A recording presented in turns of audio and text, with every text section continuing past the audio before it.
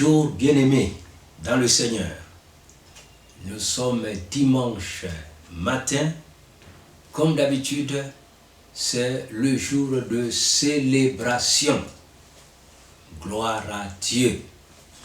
Nous aimons nous rappeler la vérité sur dimanche.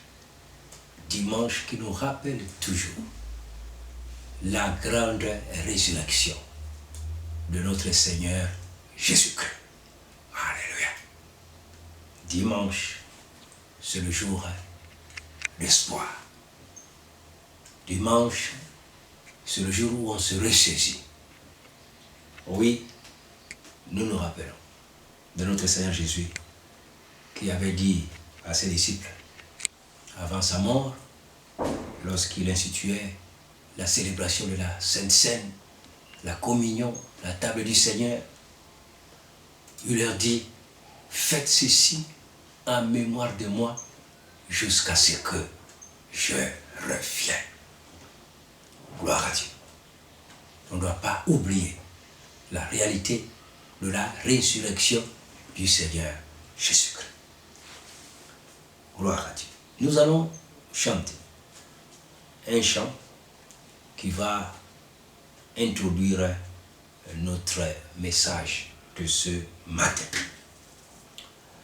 Le thème de notre message, c'est notre attitude face aux épreuves de la vie.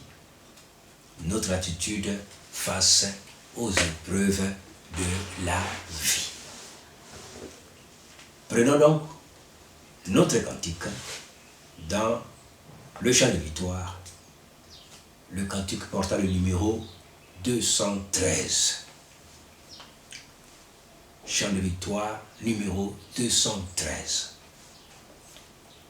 Invoque-moi du sein de la détresse, mon bras puissant te sauvera. C'est Dieu qui parle, aux croix à sa promesse, bientôt ta voix l'exaltera. C'est Dieu qui parle, aux croix à sa promesse, bientôt ta voix l'exaltera. Si tout est sombre, oh ne perds pas courage, ne doutez pas du Dieu vivant. Même au milieu des fureurs de l'orage, demeure en paix, crois seulement.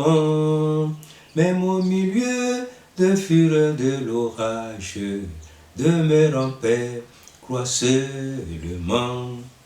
Mais n'entends pas que le mal te domine, que l'ennemi soit dans ton cœur.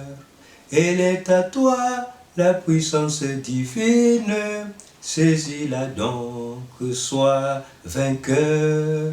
Elle est à toi la puissance divine, saisis-la donc, sois vainqueur. Jamais, jamais, Dieu qui fit la promesse ne manquera de l'accomplir. Que son enfant, sauvé de la détresse, ne manque pas de le bénir. Que son enfant, sauvé de la détresse, ne manque pas de le bénir.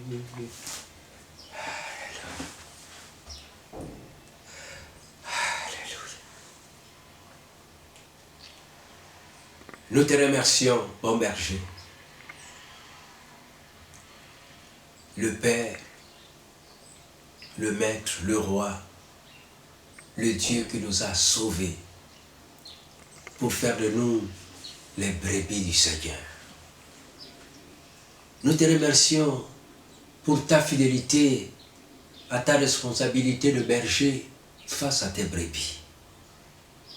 Seigneur, tu es fidèle et tu en prends soin. Nous te remercions pour les dispositions que tu as prises pour apporter tes soins paternels à tes brebis. Le Saint-Esprit, le garant de ta présence en nous et avec nous. Le ministère des anges envoyés du ciel pour exercer les ministères, les services en notre faveur. Les trésors du ciel mis à la disposition de tes brebis.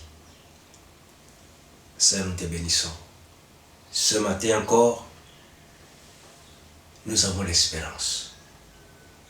Parce que ta parole est fidèle. Merci de la confirmer dans nos cœurs et dans nos vies. Au nom du Seigneur Jésus-Christ. Amen. Gloire à Dieu. Chers frères et sœurs, la grâce de Dieu est en ta faveur. L'Esprit de Dieu travaille pour faire concourir toutes choses pour le bien de ceux qui aiment le Seigneur, pour ceux qui sont appelés selon ses desseins,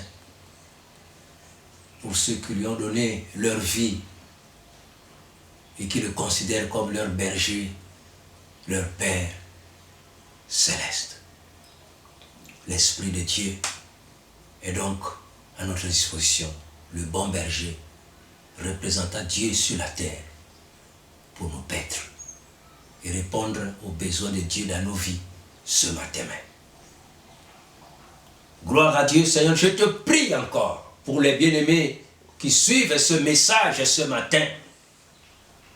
Seigneur, je t'invoque au nom de la puissance de la résurrection, la puissance du dimanche matin qui est mise à la disposition de l'Église.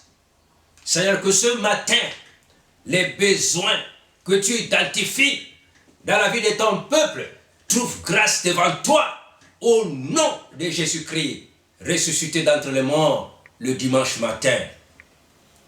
Seigneur, que ton peuple soit vainqueur de ses besoins ce matin, au nom de Jésus, au nom de la puissance de la résurrection de l'agneau, la puissance du dimanche matin. Gloire à Dieu dans le lieu très haut, et paix sur la terre parmi les hommes qui l'agréent.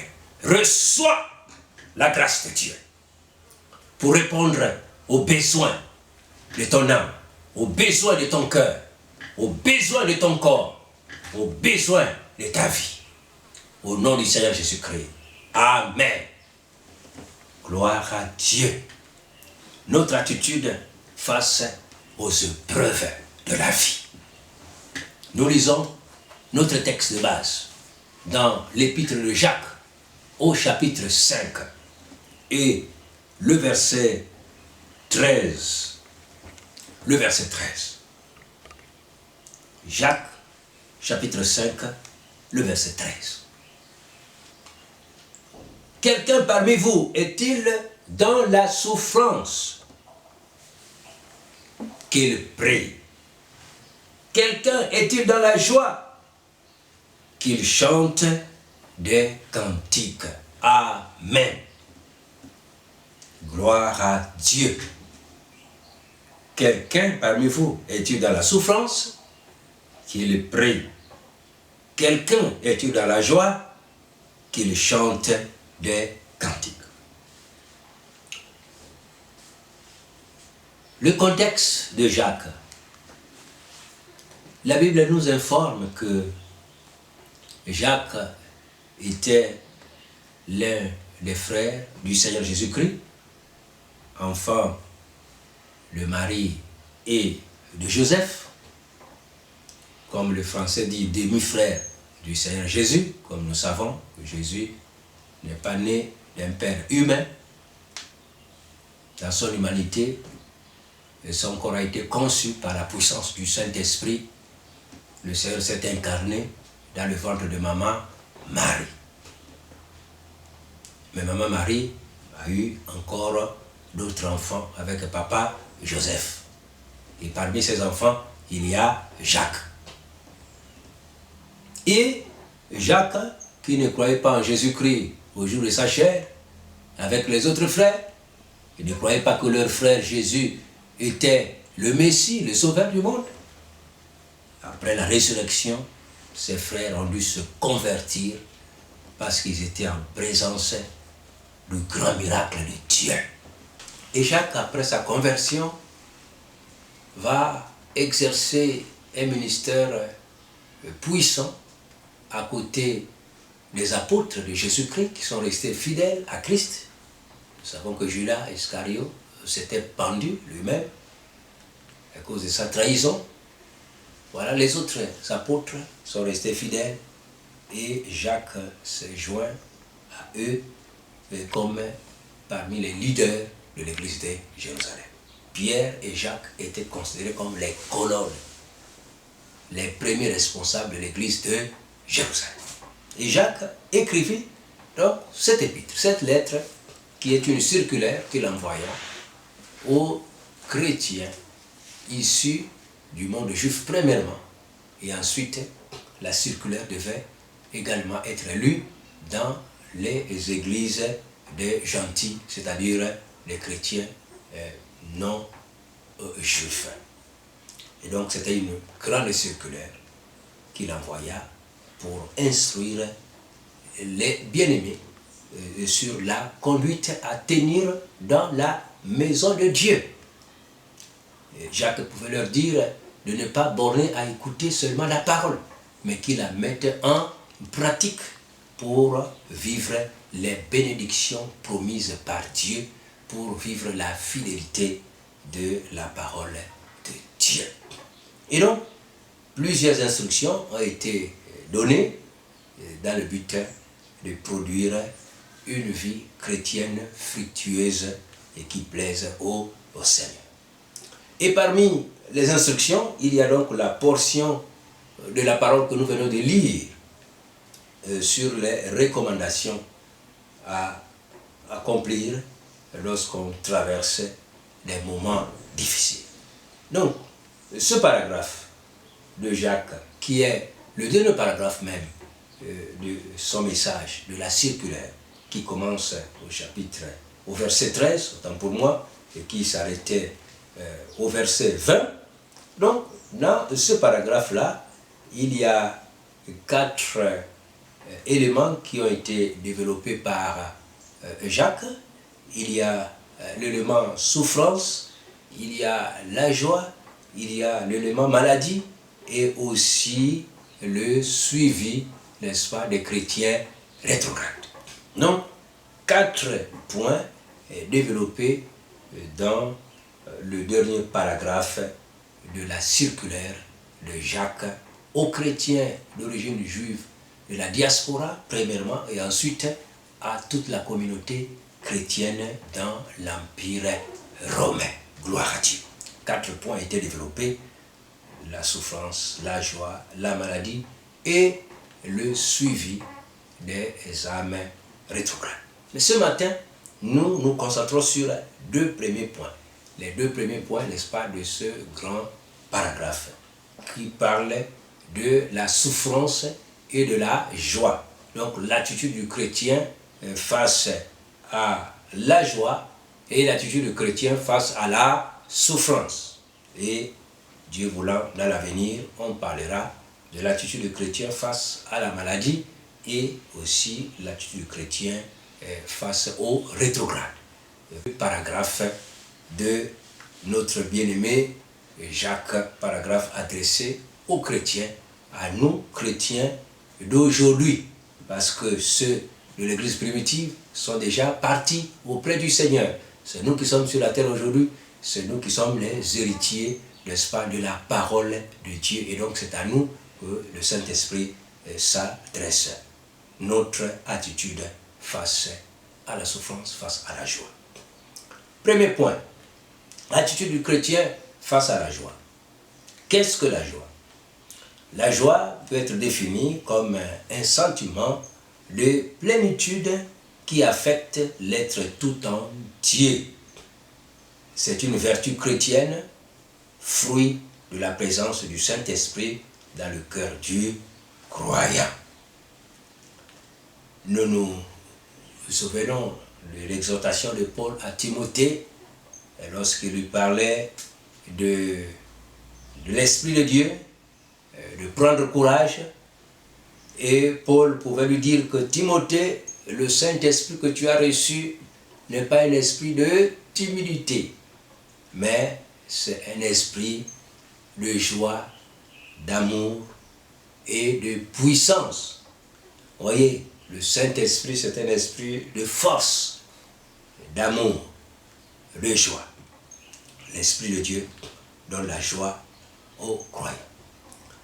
Luc chapitre 2, le verset 10, par exemple, nous parle du message de l'ange qui arrive à Bethléem et trouve les bergers et leur envoie la bonne nouvelle. Il dit, je vous annonce, n'est-ce pas, aujourd'hui, une bonne nouvelle qui sera pour tous les peuples un sujet d'une grande joie.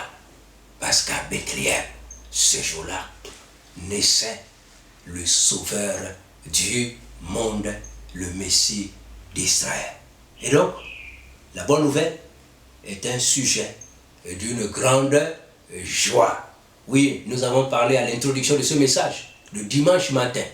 Dimanche matin, c'est un sujet d'une grande joie, parce que nous nous rappelons qu'en ce jour-là, le tombeau du Seigneur fut vaincu, la mort fut vaincue, et Dieu a ressuscité le Seigneur Jésus-Christ d'entre les morts, qui est aussi, n'est-ce pas, oui, le symbole de notre résurrection et la garantie de notre propre résurrection lorsque Jésus reviendra pour chercher ses bien-aimés.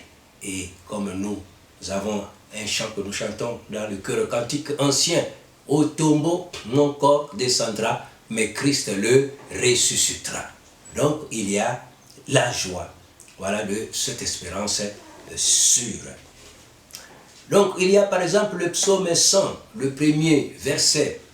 Le psaume 100, le premier verset dit « Servez l'Éternel avec joie ». Gloire à Dieu. Servir l'Éternel avec joie. Oui, Dieu est miséricordieux, Dieu est plein d'amour pour ceux qui le servent. Et nous avons même un passage dans Exode 23, 25 à 26. Vous voyez, qui dit, vous servirez l'Éternel, votre Dieu, et il bénira votre pain et vos eaux. Et j'éloignerai la maladie du milieu de toi. Il n'y aura dans ton pays ni femme qui avorte, ni femme stérile. Je remplirai le nombre de tes jours. Entendre de telles promesses de Dieu, bien-aimé, le cœur de l'enfant de Dieu peut être rempli de joie. Parce que Dieu est fidèle en ses promesses. Non seulement il est fidèle, mais il est tout puissant. Voyez Romains chapitre 10, oui, le verset 12, nous dit que Dieu est riche pour tout ce qu'il invoque. Oui, il est riche, donc il a la capacité de réaliser ses promesses, sa parole. Il est riche pour tout ce qu'il invoque. Et au verset 13, il dit, et quiconque invoquera le nom du Seigneur sera sauvé. Donc, les promesses de Dieu sont source de joie pour le peuple de Dieu. Alléluia. La connaissance du Dieu vivant est une source de joie pour le peuple de Dieu. La connaissance de Jésus-Christ, l'œuvre qu'il a accomplie sur la croix de Golgotha, est une source de joie pour le peuple de Dieu. Alléluia. L'alliance que Christ a faite, l'alliance dans son sang, est une source de joie. Alléluia. Jésus prit la coupe avant sa mort, à la Pâque. Il rendit grâce et donna à ses disciples. Buvez-en tous, car ceci est mon sang qui est répandu pour vous, pour la rémission des péchés. Il prit le pain et il rendit grâce, le leur donna en disant, mangez-en tous, car ceci est mon corps qui est livré pour vous. Bien-aimés, la bonne nouvelle est un sujet de joie. Le Saint-Esprit, dans la vie du croyant, est un sujet de joie. C'est par lui que le Père a ressuscité le Seigneur Jésus d'entre les morts. Romains, chapitre 8, le verset 11, nous dit, et si l'Esprit de celui qui a ressuscité Jésus d'entre les morts habite en vous, en moi, en toi, celui qui a ressuscité Jésus-Christ d'entre les morts rendra aussi la vie à vos corps mortels par son esprit qui habite en vous. C'est un sujet de joie. Réalisez que le Saint-Esprit, le même qui avait ressuscité Jésus d'entre les morts, habite en nous par la foi en Jésus-Christ et par le baptême du Saint-Esprit. La puissance de la résurrection de Jésus est à ta disposition par le Saint-Esprit et par le baptême du Saint-Esprit que tu as reçu. Chers frères et sœurs, c'est un sujet de joie.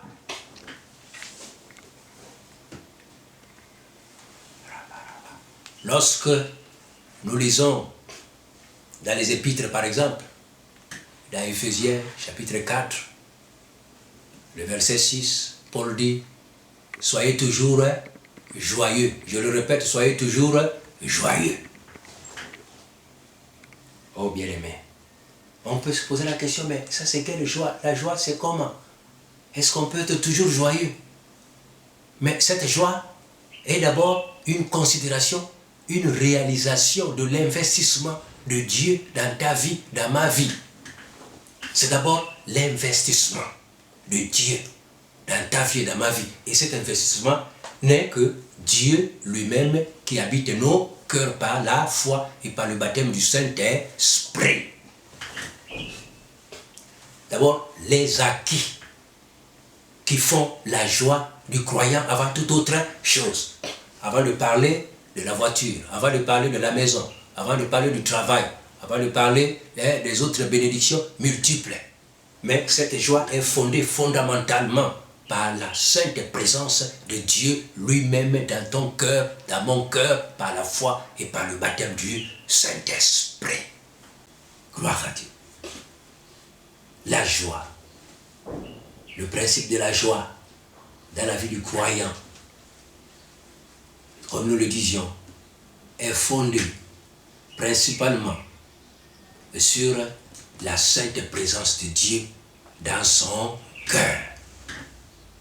Avant toute autre bénédiction extérieure, supplémentaire, la joie fondamentale, radicale, est basée sur la présence de Dieu en lui, en toi et en moi.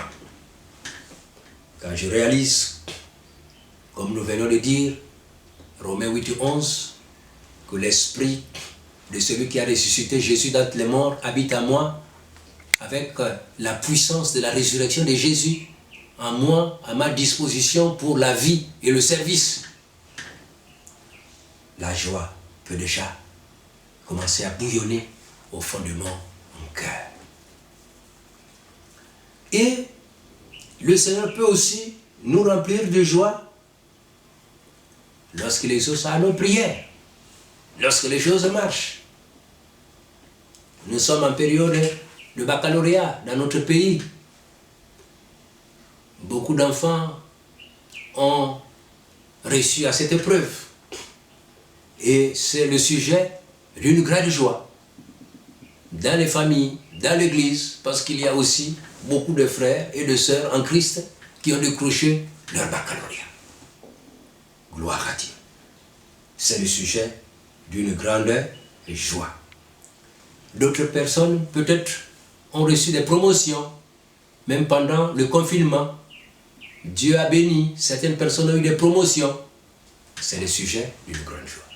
Peut-être que les affaires ont bien tourné pendant la période de confinement. C'est le sujet d'une grande joie. Peut-être que la santé Dieu t'a guéri, oui, d'une maladie ou des maladies. C'est le sujet d'une grande joie. Oui, peut-être que Dieu t'a donné des enfants, tu as accouché, ou ton épouse a enfanté pendant le confinement. C'est le sujet d'une grande joie. Dieu a béni tes affaires, tes projets pendant cette période de confinement.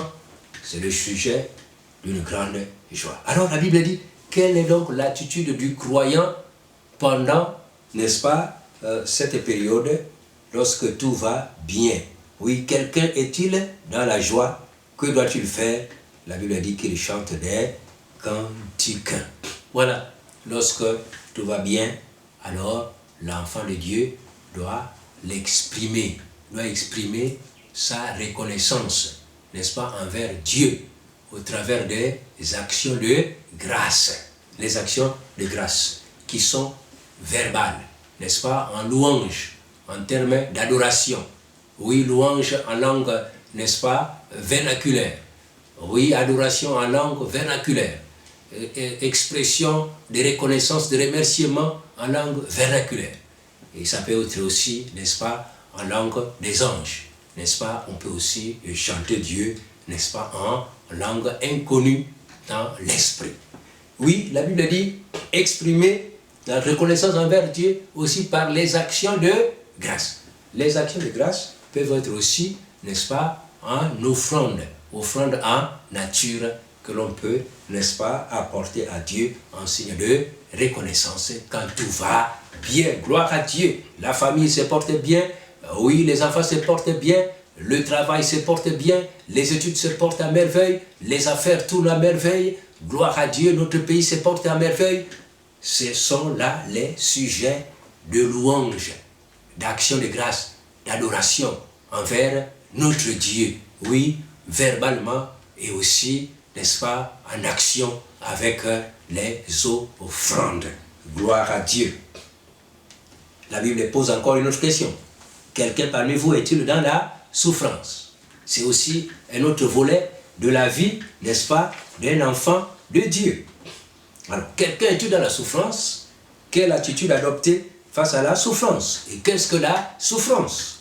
Larousse nous définit la souffrance comme état prolongé de douleur physique ou morale. L'affliction, l'oppression, l'angoisse, la tribulation, les persécutions, la douleur et même jusqu'au supplice. Et donc, la souffrance est aussi le lot, n'est-ce pas, des pèlerins, de l'homme qui est en pèlerinage sur la terre. La vie a aussi, n'est-ce pas, l'autre face des épreuves, les épreuves. Jésus lui-même dit à ses disciples, avant sa mort, dans le monde, vous aurez des tribulations, mais prenez courage, parce que j'ai vaincu le monde. S'ils m'ont haï, ils vous haïront. S'ils m'ont persécuté, ils vous persécuteront. Et donc, Jésus nous prévient que les épreuves de la vie pourront arriver. Jésus dit que c'est une maison qui est bâtie sur le roc. Les tempêtes ont soufflé, les vents sont tombés, les pluies se sont abattues contre cette maison, mais elle n'est pas tombée parce qu'elle est fondée sur le roc, sur Jésus. Non, la possibilité de passer par des moments de souffrance existe dans la vie du croyant. Et quand cette période-là arrive, que doit-il faire? La Bible dit, oui, que l'enfant de Dieu n'abandonne pas sa foi, mais qu'il prie, qu'il prie, qu'il prie, qu'il prie, qu'il prie. Prier, c'est faire appel à l'intervention de Dieu. La prière, c'est faire appel à l'intervention de Dieu. Le bon berger qui ne laissera pas ses brebis à la merci, n'est-ce pas, des lions, des renards. Non, le bon berger est fidèle vis-à-vis de ses brebis. Il viendra certainement à la rescousse de son peuple. Voilà pourquoi il dit, quelqu'un dans la souffrance, qu'il prie, qu'il n'abandonne pas. La souffrance peut être dure, oui, peut amener jusqu'au supplice. Nous avons l'expérience de Daniel, qui innocemment, dans sa fidélité envers Dieu, a été condamné, ou a été condamné par les pécheurs, les impies, les jaloux ont provoqué la condamnation de Daniel, jeté dans la fosse au lion. C'était la peine capitale. Daniel est enterré vivant dans la fosse au lion à cause de sa fidélité envers Dieu, la souffrance. Il n'a pas renié son Seigneur, il a accepté de mourir fidèle plutôt que de le renier pour une meilleure résurrection. Parce que la vie de l'homme ne s'arrête pas seulement sur cette terre. Ici, c'est la première mi-temps. Il y a la deuxième mi-temps lorsque le Christ reviendra. Et Daniel le savait.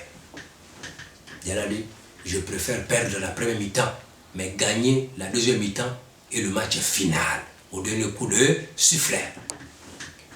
Il a supporté les souffrances, mais dans la prière. Daniel était un homme fervent, fidèle dans la prière. 3 fois, il priait son Dieu, quelle que soit la situation. Daniel était fidèle dans sa vie de prière. Prier. Quelqu'un Dieu dans la souffrance, qu'il prie, qu'il invoque son berger, celui qui l'a sauvé, celui qui l'a retiré de la mort, celui qui l'a mis dans sa maison. Joseph a été vendu par ses propres frères, trahi par ses propres frères. Il a souffert entre les mains de ses propres frères, pas les ennemis de l'extérieur, ses propres frères.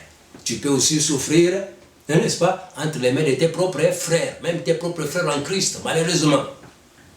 S'ils ne veillent pas, ils peuvent se laisser utiliser par l'ennemi pour te persécuter, pour tes souffrances, pour tes épreuves. Mais ce n'est pas l'occasion pour démissionner, pour quitter l'église, pour quitter Jésus. Joseph est resté fidèle. Oui, Dieu est juste. Shadrach, Meshach, Abednego, les autres compatriotes de Daniel, eux aussi sont restés fidèles face aux épreuves, voyez, qu'ils avaient traversées. Fidèles à Dieu, mais trahis, oui, par les pécheurs, par les jaloux, et condamnés à mort, oui, dans la fidélité, dans la sainteté, dans l'innocence. Ils ont été condamnés à mort et jetés dans une fournaise ardente. Jetés vivants. La Bible nous dit, Dieu le juste était là pour leur faire justice. Ils sont sortis de cette fournaise. Une sorte de résurrection. C'est, n'est-ce pas, une image, un symbole de la résurrection. Au tombeau, mon corps descendra, mais Christ le ressuscitera. Oui, le croyant, face à la souffrance, peut-être que tu as raté le baccalauréat, cher frère, chère sœur en Christ. Peut-être que tu as raté le baccalauréat et tu es très fâché. Et là, l'ennemi est en train de te tenter, pour quitter l'église, pour quitter Jésus-Christ. Mais, cher frère, nous chantons quelquefois dans nos chants, j'ai un prix à remporter, des victoires à gagner. Ô Seigneur, garde-moi fidèle à toi. Des victoires, ça veut dire qu'il y a des combats. On ne peut pas avoir des victoires sans combat.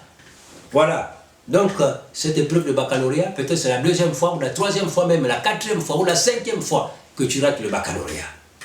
Mais, sois fidèle à Dieu. Sois fidèle à Dieu.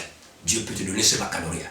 Ou Dieu peut même te faire traverser par un autre chemin sans baccalauréat, mais pour réaliser ton destin avec lui, avec le bac ou sans bac, Dieu accomplira son destin dans ta vie si tu restes fidèle jusqu'à la mort. Dieu est tout puissant pour te trouver des brèches. Oui, vous voyez, les jeunes gens qui font les sciences, quelquefois disent bypass. Il y a des circuits bypass. Dieu est capable de bypasser le baccalauréat et poursuivre ses projets, ses desseins dans ta vie. Restez fidèle à Dieu. Pendant la souffrance, Dieu dit que son peuple l'invoque. La Bible dit encore, tous ceux qui veulent vivre pieusement en Jésus-Christ seront persécutés. Vous voyez? Donc, la Bible ne dit pas que le chrétien ne traversera jamais les moments de difficulté sur la terre, les moments d'épreuve. Non, la Bible reconnaît. Il y a des épreuves. Dans la maison même de Dieu, ça ne viendra pas toujours les païens, non. Même à l'intérieur de la maison de Dieu, les incompréhensions, ou des fois les injustices, oh, le tribalisme, le clanisme, le régionalisme, voyez, ces vices, ces péchés. Quelquefois, les chrétiens, malheureusement, se laissent, oui, enchaîner, attacher, vaincre par ces ennemis de la foi. Et tu peux en être victime. Et tu risques d'être attristé et prendre de mauvaises décisions, de quitter l'église, de quitter Jésus. Non, chers frères et sœurs, la Bible dit que celui qui est dans la souffrance, prie. Priez au nom du Seigneur Jésus-Christ. Invoquez le nom du Seigneur Jésus. Quiconque invoquera le nom du Seigneur sera béni, il sera assisté, il sera secouru, il sera délivré. Dieu viendra à ses côtés pour lui faire justice. Chers frères et sœurs, nous sommes en train d'aller vers la conclusion de notre message. Nous avons abordé 2 points principaux de ce matin. L'attitude du chrétien dans la joie, lorsque tout va bien, et l'attitude du chrétien lorsque ça ne va pas. Qu'est-ce qu'il doit faire? Et donc, nous lisons dans les psaumes 46. Nous lisons dans les psaumes 46, à partir du 2e verset. Le psaume 46, à partir du 2e verset. Dieu est pour nous un refuge et un appui, un secours qui ne manque jamais dans la détresse. C'est pourquoi nous sommes sans crainte quand la terre est bouleversée et que les montagnes chancellent au cœur de mer, quand les flots de la mer mugissent, écument, se soulèvent jusqu'à faire trembler les montagnes. Il est un fleuve dont les courants réjouissent la cité de Dieu, le sanctuaire de demeure du Très-Haut. Dieu est au milieu d'elle, elle n'est point ébranlée. Dieu la secourt dès l'aube du matin. Des nations s'agitent, des royaumes s'ébranlent. Il fait entendre sa voix, la terre se fond d'épouvante. L'Éternel des armées est avec nous. Le Dieu de Jacob est pour nous une haute retraite. Venez, contemplez les œuvres de l'Éternel, les ravages qu'il a opérés sur la terre. C'est lui qui a fait cesser les combats jusqu'au bout de la terre. Il a brisé l'arc, il a rompu la lance, il a consumé par le feu les chars de guerre. Arrêtez et sachez que je suis Dieu. Je domine sur les nations, je domine sur la terre. L'Éternel des armées est avec nous. Le Dieu de Jacob est pour nous une haute retraite. Amen. Chers frères et sœurs, quelqu'un est-il dans l'épreuve, dans la souffrance, dans les difficultés, dans les persécutions, dans les privations, dans les injustices, dans les calamités, dans la faim, dans la nudité, dans le chômage, dans le célibat. Quelqu'un est encore dans la stérilité. Alléluia. La Bible dit qu'il prie, qu'il invoque Dieu. Invoque ton Dieu. Invoque ton Dieu. Il domine sur toute la terre. Invoque son Dieu. Le cœur du roi est un courant d'eau dans la main de l'Éternel. Il incline partout où il veut. Invoque ton Dieu. C'est par lui que le roi règne et le prince ordonne ce qui est juste. C'est par lui que gouvernent les grands, tous les juges de la terre. Invoque ton Dieu. Il est le roi des rois, le Seigneur des seigneurs, le Dieu des dieux, le patron des patrons. Invoque son Dieu. C'est lui le chef des chefs. Invoque ton Dieu. Dans chaque conseil d'administration, il est le chef principal, le chef des chefs. Dans le conseil de jury, il est le chef des chefs. Dans les entreprises, il est le chef de chefs. Il est le roi des rois, le patron des patrons. Ton Dieu que tu sers, ton Dieu en qui tu as placé ta confiance, c'est lui qui tient toutes choses entre ses mains. Et dit, quelqu'un parmi vous est-il dans la souffrance? Dieu pose la question à l'église et Dieu lui-même propose la réponse. Qu'il prie, chers frères. Priez Il y a plusieurs manières de prier. La Bible dit Jésus, avant la crucifixion, a présenté à Dieu les prières avec grand cri et larmes à celui qui pouvait le sauver de la mort, et il fut exaucé à cause de sa piété. Et il est devenu aujourd'hui l'auteur d'un salut éternel. Tout ce qui s'approche de Dieu par lui, il est sauvé. Alléluia. Jésus est devenu ton avocat auprès du Père. Oui, le souverain sacrificateur qui te représente. Oui, qui défend tes intérêts auprès du Père. Il prie pour toi, il intercède pour toi. Non seulement Jésus prie dans le lieu céleste, mais le Saint-Esprit sur la terre. Lorsque tu vas te mettre à prier, la Bible dit que le Saint-Esprit va participer à cette prière par des soupirs inexprimables pour, oui, dire à Dieu tes véritables besoins. Quand bien même tes prières en français ou en langue vernaculaire, oui, seraient déplacées, hors sujet. Mais le Saint-Esprit va rentrer en scène parce que tu es la brebis du Seigneur, va corriger tes prières et présenter à Jésus et au Père tes véritables besoins. Chers frères et sœurs, reprenons courage. Pendant cette période, tu as raté le baccalauréat. Mon fils, ma fille, reprends courage. Va jeûner. Oui, enferme-toi dans ta chambre. Alléluia. Et ton Père qui voit dans le secret te le rendra. Enferme-toi dans la chambre. Va pleurer auprès de ton Dieu. Va demander pardon à Dieu. Si le chèque vient de ta part, demande-lui pardon. Et demande également les forces pour l'année prochaine, afin qu'avec lui, tu fasses des exploits. Oui, pour l'année à venir. Oui, chers frères et sœurs, les choses ne marchent pas. Oui, entre dans la chambre. Oui, prends un jour, 2 jours, 3 jours de retraite avec Dieu. Frères et sœurs, ce n'est pas le moment, oui, d'abandonner le Seigneur. Le Père qui nous voit dans le secret est fidèle. Il nous exaucera. Gloire à Dieu. Gloire à Dieu. Nous allons encore chanter notre chant d'introduction pour clôturer ce message. Nous allons rechanter encore ce chant de 213 dans le chant de victoire. Alléluia. Riba, riba, riba, riba. Riba, riba, riba, riba, riba. Raba, raba, raba, raba. Koroba, karaba, raba, raba, raba, raba.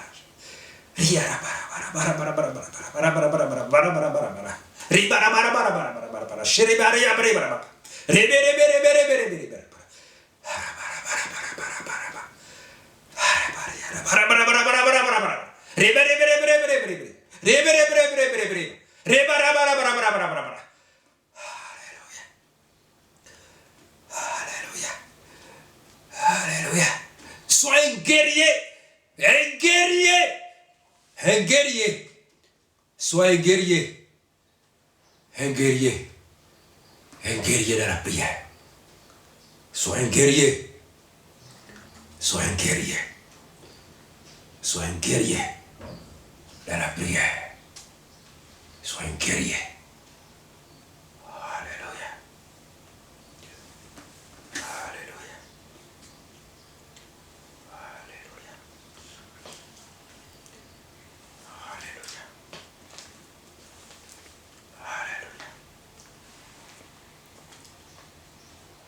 Alléluia. Invoque-moi du sein de la détresse, mon bras puissant te sauvera. C'est Dieu qui parle aux croix à sa promesse. Bientôt ta voix l'exaltera. C'est Dieu qui parle aux croix à sa promesse. Bientôt ta voix l'exaltera. Si tout est sombre, oh, ne perds pas courage, ne doute pas du Dieu vivant. Même au milieu de fureur de l'orage, demeure en paix, crois seulement. Même au milieu de fureur de l'orage, demeure en paix, crois seulement. Mais n'attends pas que le mal te domine, que l'ennemi soit dans ton cœur. Elle est à toi, la puissance divine, saisis-la donc, que sois vainqueur. Elle est à toi, la puissance divine, saisis-la donc, que sois vainqueur. Jamais, jamais, Dieu qui fit la promesse ne manquera de l'accomplir. Que son enfant, sauvé de la détresse, ne manque pas. Merci Seigneur. Nous te présentons le peuple de Yahvé, le peuple que tu as racheté par le sang précieux de l'agneau, pour t'appartenir, Seigneur, ton héritage, ta part, ta gloire. Seigneur, nous prions que ce peuple soit réveillé ce matin, réveillé pour le combat spirituel, dans l'intercession, réveillé pour prier. Oui, dans les moments de preuve, Seigneur, que ton peuple n'abandonne pas le chemin de la vie éternelle, mais que le peuple entre dans sa chambre, oui, en retraite avec toi, que le peuple pleure devant toi, dans la prière, dans l'intercession persévérante, et que le peuple en sorte de sa chambre victorieux. Gloire à toi, Seigneur, toi qui fais de ton peuple des guerriers de la prière, au nom du Seigneur Jésus-Christ. Amen.